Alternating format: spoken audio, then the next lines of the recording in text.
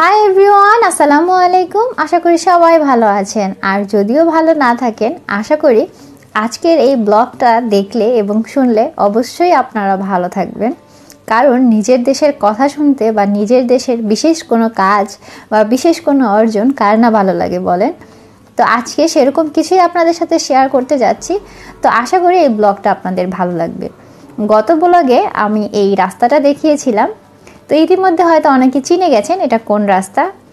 জি হ্যাঁ, এটা হচ্ছে শাহজালাল বিজ্ঞান ও প্রযুক্তি বিশ্ববিদ্যালয়ের রাস্তা। ঢুকতেই কিন্তু তাদের 1 কিলোমিটার দীর্ঘ এই রাস্তাটি দেখা যায়, যেটা এই ক্যাম্পাসের অন্যতম একটি সৌন্দর্য। তবে আমি আজকে যে বিষয়টি আপনাদের সাথে শেয়ার করতে চাচ্ছি, সেই বিষয়টি যেহেতু কিছুটা হলেও এই রাস্তার সাথে সম্পর্কিত, তাই এই রাস্তাটা আগে আপনাদের দেখালাম।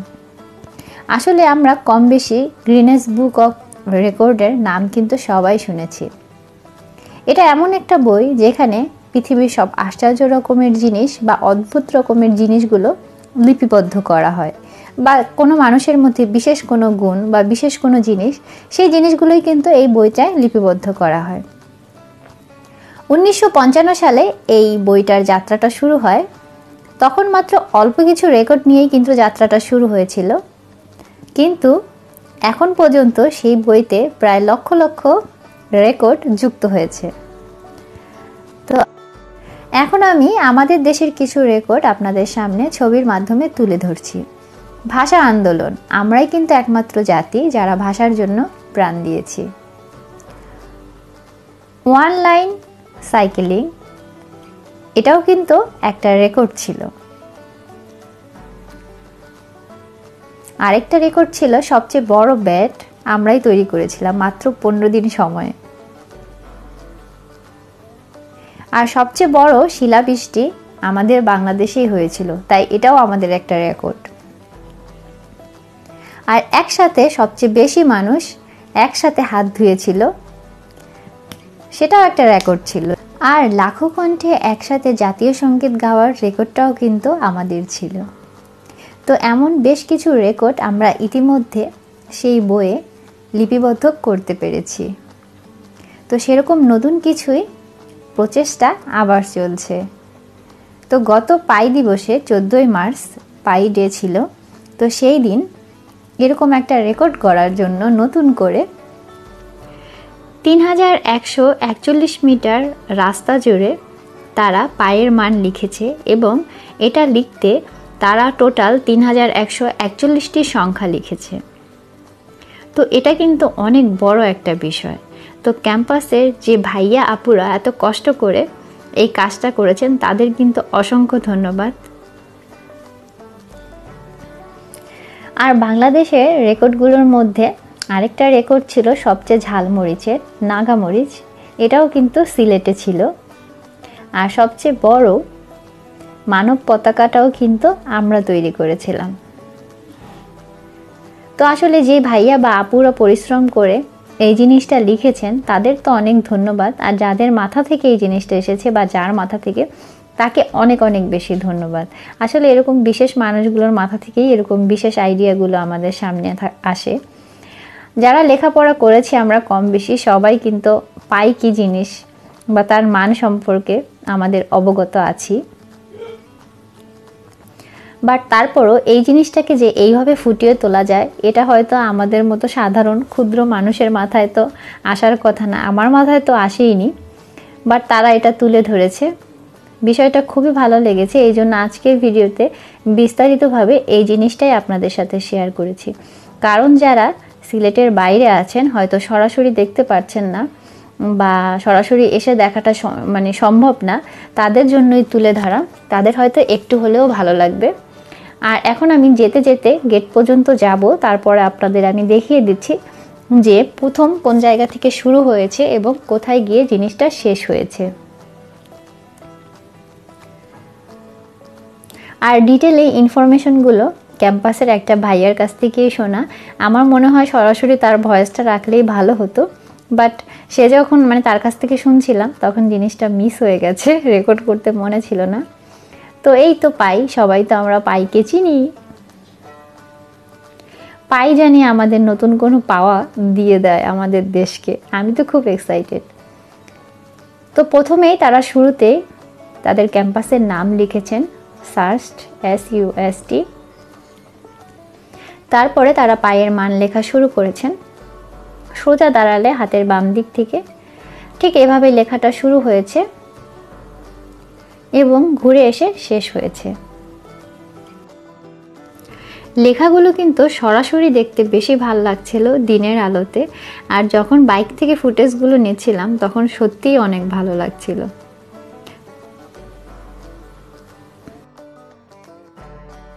তো আপনাদের দেখাবো বলে আমি এটাকে এভাবে বিস্তারিত এখানে রেখেছি যাতে আপনারা দেখতে পারেন, এবং হয়তোবা এটা আমাদের দেশের জন্য নতুন একটা রেকর্ড হিসেবে গিনেস বুক অফ ওয়ার্ল্ডে নাম লেখাবে। আমি তো সেই আশাই করছি, আপনারা সবাই এর জন্য দোয়া করবেন। দেশের কিছু অর্জন সত্যিই কিন্তু অনেক বেশি ভালো লাগে। দেশের কোনো অর্জন মানেই মনে হয় যে নিজে কিছু পেয়ে গেলাম, আমার তো এটা মনে হয়। আর আজকের এই ভিডিওর মাধ্যমে সবার কাছে অনুরোধ থাকবে যে যার যার অবস্থান থেকে সবাই নিজের দেশকে অনেক বেশি ভালোবাসবেন। আর যেতে যেতে একটা মজার জিনিস শেয়ার করি। হঠাৎ দেখলাম একটা বাইকে তারা 3 বন্ধু, খুব ছোট্ট বাইকটা কিন্তু 3 জন বসেছে, ভালোই লাগলো দেখে। তো তাদের সাথে বাইকে বসে কথা বললাম, আফিফের আব্বু কথা বলল, তো তারাও বিষয়টা খুব মজাভাবেই নিচ্ছিল। তো তারপরে আমরা দেখতেই পাচ্ছেন ফার্মে চলে এসেছি, গরুর ফার্মে। অবশ্যই বাসার জন্য খাবারের দুধ নিব, এই জন্য এখানে এসেছি। তো আজকে আসলে একটু লেট হয়ে গেল, যারা রেগুলার আমার ব্লগ দেখেন তারা তো জানেনই, তাই আজকে আর তেমন কিছু আপনাদের জন্য ফুটেজ এখানে নেইনি। এটা হচ্ছে আখালিয়ায়, নতুন যারা আছেন তাদের জন্য বলে দিলাম। সিলেটে যারা আছেন তারা কিন্তু নিতে পারেন। তো এখানে আসলে গরুর খাবারের জন্য মানে খাবারগুলোকে কাটা হচ্ছে মেশিনের সাহায্যে, যেহেতু এখানে অনেক গরু, তো এই হাতে কাটা আসলে পসিবল না। তো তারপরে আফিফের আব্বু নতুন এক রেস্টুরেন্টের নাম শুনেছে, রেস্টুরেন্ট পুরনো বাট সে নতুন নাম শুনেছে, সেখানের ফুচকা নাকি অনেক ভালো। তো সেই ফুচকা খোঁজার জন্য পুরো এলাকা তন্ন তন্ন করে খুঁজলাম, বাট সেই দোকান খুঁজে পেলাম না। গুগল ম্যাপে সার্চ দিলাম, অবশেষে দোকানের লোকেশনটা পেলাম। বাট দুঃখের বিষয়, ম্যাপে তো লোকেশনটা এখনও আছে, বাট দোকানটা এখন আর নেই, সেটা নাকি অনেক আগেই ক্লোজ করে দিয়েছে। তো যাই হোক, এর জন্য আমাদের অনেকক্ষণ আসলে ঘুরতে হলো। তো ঘোরাফেরা শেষে আমরা চলে আসলাম ফুলকলিতে। তো সেখান থেকে আসলে বাসার জন্য কিছু খাবারের নিব। তো বিস্কিট নিলাম, এই টোস্টটা আসলে খুব ভালো লাগে চায়ের সাথে খেতে, সেটা নিলাম। আর আইসক্রিম খেতে ইচ্ছে হলো, আইসক্রিম নিলাম। আর ঘুরে ঘুরে আপনাদের কিছু দেখাচ্ছি। এই কেকগুলো কিন্তু বেশ মজা, যদিও আমি বলেছিলাম আমার একটু ঠান্ডা ঠান্ডা লেগেছে মনে হচ্ছে, বাট আইসক্রিম আমার খুব পছন্দ, আমার অনেক ভালো লাগে খেতে, তাই আইসক্রিমই নিলাম। আর বাসার জন্য ভাবছি কিছু মিষ্টি নিব, তো সেই সময় একটু ফুটেজ নিলাম, আপনাদের শেয়ার করলাম। আসলে মিষ্টি দেখতে কিন্তু ভালোই লাগে, খেতে যেমনই হোক না কেন, কারণ খুব বেশি কালারফুল থাকে, ভালো লাগে দেখতে। যদিও আমার কাছে আমার দেশের মিষ্টি অনেক বেশি ফেভারিট, অনেক বেশি পছন্দের। আমি এইসব জায়গার মিষ্টি তেমন একটা খাই না, আমার ভালো লাগে না ফুলকলি, মধুবন এইসব বা যে যে ব্র্যান্ডই আছে না কেন, তবে মিষ্টি তো মজাই, কিন্তু আমার দেশের মিষ্টি আমার কাছে বেশি ভালো লাগে।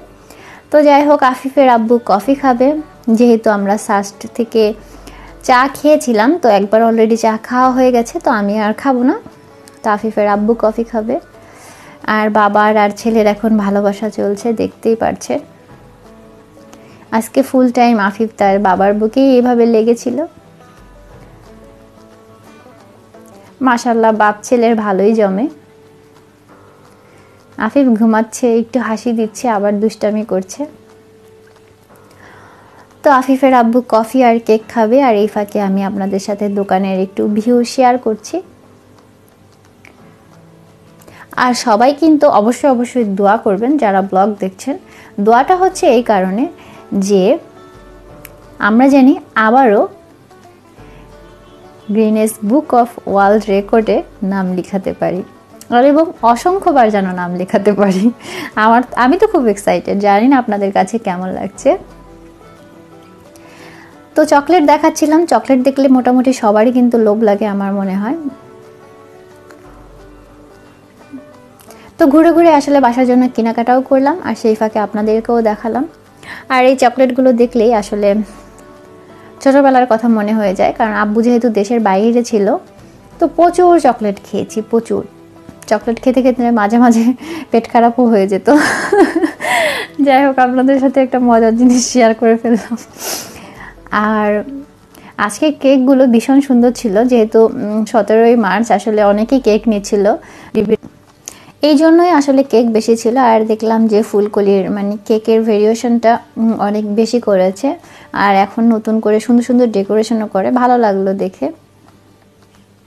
তো আপনাদেরকে আবার সেই পায়ের একটু ফুটেজ দেখাচ্ছি। আসলে অনেক ধৈর্য আর সময় নিয়ে এই জিনিসটা কিন্তু লেখা হয়েছে, আর আইডিয়াটা কিন্তু চমৎকার ছিল। আমি জানি না আইডিয়াটা কার, তবে যার মাথা থেকে আইডিয়াটা এসেছে তাকে কিন্তু অনেক অনেক অনেক ধন্যবাদ। আর চমৎকার একটা আইডিয়া, আসলে বিশেষ বিশেষ এই জিনিসগুলোর জন্যই কিন্তু, এবং বিশেষ এই মানুষগুলোকেই কিন্তু গ্রিনেস বুক অন্তর্ভুক্ত করে, কারণ তাদের এই চমৎকার এই আইডিয়াগুলো কিন্তু সবার মাথা থেকে আসে না, ব্যতিক্রম মানুষগুলো থেকেই আসে। আর পেস্ট্রিগুলো দেখাচ্ছিলাম, পেস্ট্রিগুলো খুব সুন্দর নতুন ডেকোরেশন করেছে, আগে এরকম দেখিনি, নতুন নতুন অনেক ডিজাইন এনেছে। আর দোকানের ভাইয়াটা আসলে পরিচিত, যেহেতু শ্বশুরবাড়ির দেশের লোক, মানে চট্টগ্রামের লোক। তো শ্বশুরবাড়ির দেশের লোক হলে সবার প্রতি কেমন যেন একটা অন্যরকম অনুভূতি কাজ করে। আর যেহেতু আফিফের আব্বু সাথেই যায়, তো সেও চট্টগ্রামের ভাই পায়। বিশেষ করে ফুলকলি, মধুবন, তারা সবাই কিন্তু সেলসম্যান থেকে শুরু করে সবাই কিন্তু মানে চট্টগ্রামের স্টাফরাই বেশি থাকে। যদিও সিলেটে দোকান তাদের বা বিভিন্ন ডিলার আছে, বিভিন্ন শোরুম, কিন্তু তারপরেও সিলেটের বা অন্যান্য জায়গার স্টাফের তুলনায় তাদের ম্যাক্সিমামই চট্টগ্রামের স্টাফ থাকে, যেহেতু মালিক চট্টগ্রামের। তো যাই হোক, অনেক কথা বলে ফেললাম, আজকের মতো এখানেই বিদায় নিচ্ছি। সবাই ভালো থাকুন, সুস্থ থাকুন, এবং নতুন ভিডিও নিয়ে খুব শীঘ্রই আবার হাজির হব। সেই পর্যন্ত আল্লাহ হাফিজ।